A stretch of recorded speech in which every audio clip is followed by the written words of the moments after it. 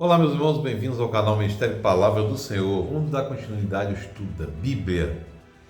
Segundo livro de Reis, capítulos 22 e 23.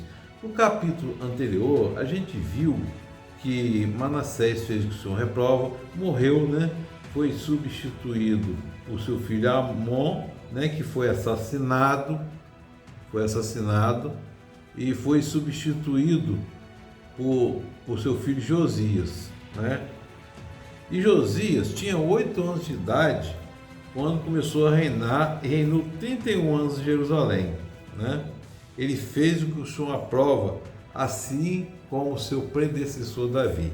Josias, meu irmão, minha irmã, ele destruiu aquele monte de idolatria que tinha lá, os altares, os potes sagrados, destruiu os templos sagrados, No 18º ano do reinado do rei Josias, enviou o secretário Safã, filho de Azarias, neto de Mesulão, ao templo do Senhor, dizendo: vá ao sumo sacerdote Ilquias, mande juntar a prata que foi trazida ao templo do Senhor, que os guardas das portas recolheram do povo. Deverão entregar a prata aos homens nomeados para supervisionar a reforma no templo, para poderem pagar os trabalhadores que fazem o reparo do templo do Senhor. Ele aqui começou a já restaurar o templo do Senhor, que tinha ficado de lado, E aí foi feito tudo isso e ele foi derrubando a idolatria, tentando reconstruir a nação na questão da adoração a Deus, destruindo os altares, destruindo tudo, eliminando os sacerdotes pagãos, Então, meu irmão, nesse contexto aí, o sumo sacerdote Ilquias disse ao secretário Safã: encontrei o livro da lei no templo do Senhor. E ele entregou a Safã que o leu. Ali, alguns acham, meu irmão e minha irmã, que sustento que é um exemplar do Pentateuco inteiro. Mas outros acham que é uma referência ao Deuteronômio, ou Elada Devarim, que significa, essas são as palavras em hebraico, Mas está descrito aqui que encontrou o livro da lei. E aí, o sacerdote que entregou-me o livro, disse Safã, e o leu para o rei. E Josias, quando ouviu as palavras do livro da lei, rasgou suas vestes e deu essas ordens a Ilquias, a Aicã, filho de Safã, e a Ebor, filho de Micaías, ao secretário Safã e auxiliar real Asaías: vão consultar o Senhor por mim, pelo povo, por todo Judá, acerca do que está escrito neste livro que foi encontrado. A ira do Senhor nos deve ser grande, pois nossos antepassados não obedeceram as palavras desse livro, ou seja, descumpriram a aliança, E a lei trata claramente isso: obedecer a aliança é prosperidade, não obedecer é maldade, É maldição, Maldade não, maldição. Aí nos deve ser grande, ele já sabia disso aqui. Nem, pois, não obedeceram as palavras desse livro, nem agiram de acordo com tudo que está escrito nele a nosso respeito. Aí Ilquias foi falar com a profetisa Uda, mulher de Salum, filho de Tiquivá e neto de Arás, responsável pelo guarda-roupa do templo. Eu morava no bairro Novo de Jerusalém, como está escrito.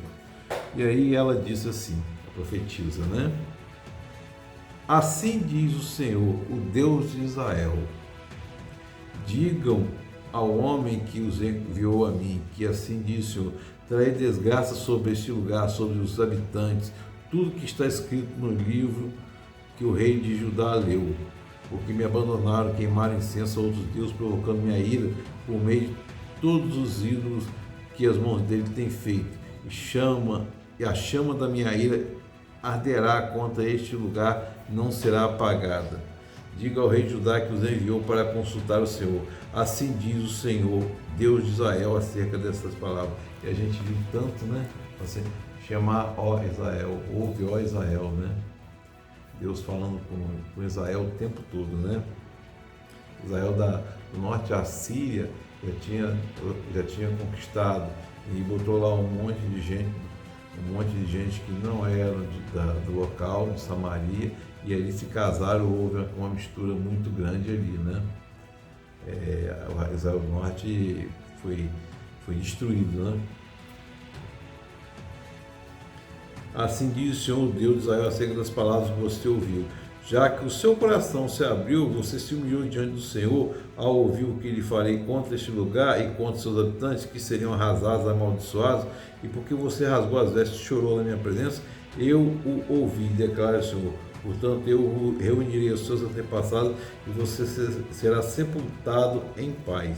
Ou seja, será sepultado em paz, porque Josias aqui está vivendo uma vida de aprovação ao Senhor, em que o Senhor é o centro da vida dele, né? Seus olhos não verão toda a desgraça que vou trazer sobre esse lugar. Deus aqui dá um conforto a Josias, que não vai ver aquela desgraça que se abateria, que era a invasão da Babilônia, né? E aí, vocês vão ver no capítulo 23, Josias renovando a aliança. A aliança mosaica, ela é condicional. Obedece prosperidade, não obedece maldição, né? Depois disso, o rei convocou todas as autoridades de Judá e de Jerusalém. Em seguida, o rei subiu ao templo do Senhor, acompanhado por todos os homens de Judá, todo o povo de Jerusalém, os sacerdotes, os profetas, todo o povo, do mais simples ao mais importante.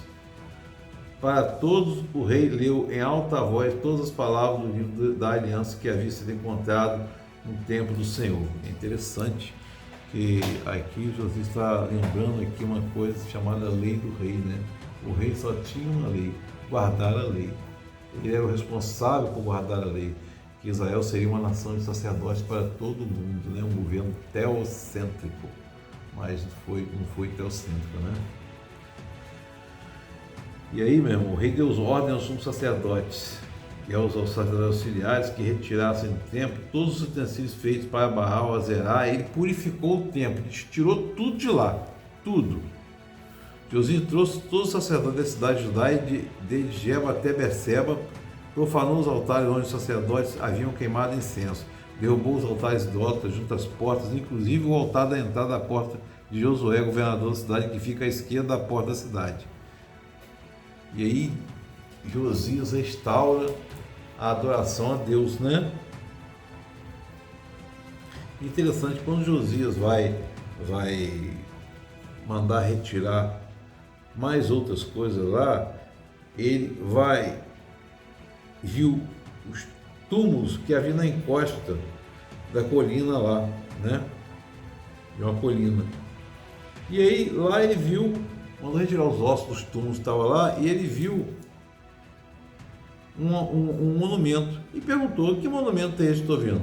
E os homens da cidade disseram: este é o túmulo do homem de Deus que veio de Judá e proclamou essas coisas que tu fizeste ao altar de Betel. Então ele diz: deixe-lhe em paz, ninguém toque nos seus ossos. Aqui está falando dos ossos de Eliseu, né? Depois voltou para Jerusalém. O rei deu a seguinte ordem a todo o povo: celebrem a Páscoa. Você vê aqui que a Páscoa também não estava celebrando, o povo estava idólatra, não se lembrava da Páscoa, né? Celebrem a Páscoa ao Senhor, o seu Deus, conforme está escrito neste livro da aliança. Mas no 18º ano do reinado de Josias, esta Páscoa foi celebrada ao Senhor. Ele eliminou completamente todos os médios, eliminou todos lá, né? E aí, durante o reinado do faraó Neco do Egito, ele avançou até o rio Eufrates ao encontro do rei da Assíria. O rei Josias marchou para combatê-lo, mas o faraó Neco o enfrentou e o matou em Megido. Megido é o que o nome dá o nome lá, Armagedon. É na verdade Monte Megido lá, né? Armagedon, que o pessoal entende como o fim de tudo, a guerra final. É uma batalha que ocorreu em Megido, na verdade, né? Aqui esse Megido aqui não tem uma ligação com a questão do Apocalipse lá da Revelação, né? Aqui foi morto em Megido, que é um monte. O Monte Megido que dá origem à palavra Armagedon, né? E aí Josias morreu, seu corpo foi levado para Jerusalém e o povo tomou Jeoacás, filho de Josias, e ungiu e proclamou o rei em seu lugar. E aí, meu irmão, Jeoacás tinha 23 anos de idade quando começou a reinar, reinou por 3 meses, somente 3 meses, e fez o que o Senhor reprova. O faraó Neco o prendeu em Ríbia, na terra de Ramate, de modo que não mais reinou em Jerusalém. E o faraó Neco impôs a Judá tributos grandes, meu irmão, minha irmã, e colocou Eliaquim, filho de Josias, como rei de Judá no lugar do seu pai Josias. Ou seja, ele colocou Jeoacás lá, não deixou Jeoacás governar, Jeoacás fez o que o Senhor reprova, tirou e colocou Eliaquim lá. Esse Eliaquim era o irmão mais velho de Jeoacás, na verdade deveria ser o primogênito, né? E mudou o nome dele de Eliaquim para Jeoaquim, mas levou Jeoaquim consigo para o Egito, onde morreu. Joaquim pagou o faraó Neco prata e ouro, mas para cumprir as exigências do faraó, Joaquim impôs tributos pesados ao povo, meu irmão, minha irmã. A gente já vê isso aqui, que até hoje é assim, né? Aumenta a despesa lá, cobra em cima do povo, né? Joaquim tinha 25 anos de idade quando começou a reinar e reinou 11 anos em Jerusalém. Ele fez também o que o Senhor reprova, meu irmão. A gente vê aqui Judá se aproximando do cativeiro babilônico, do exílio babilônico, né? O Espírito Santo de Deus esteja sobre nós, meu irmão, nos livrando de todo o percalço, e que o Senhor esteja sempre nos conduzindo no caminho dele. O Espírito Santo de Deus esteja nos conduzindo sempre no caminho do Senhor, meu irmão, minha irmã. Que a gente tenha o coração disposto a se arrepender e voltado sempre para o Senhor. Amém. Glória a Deus.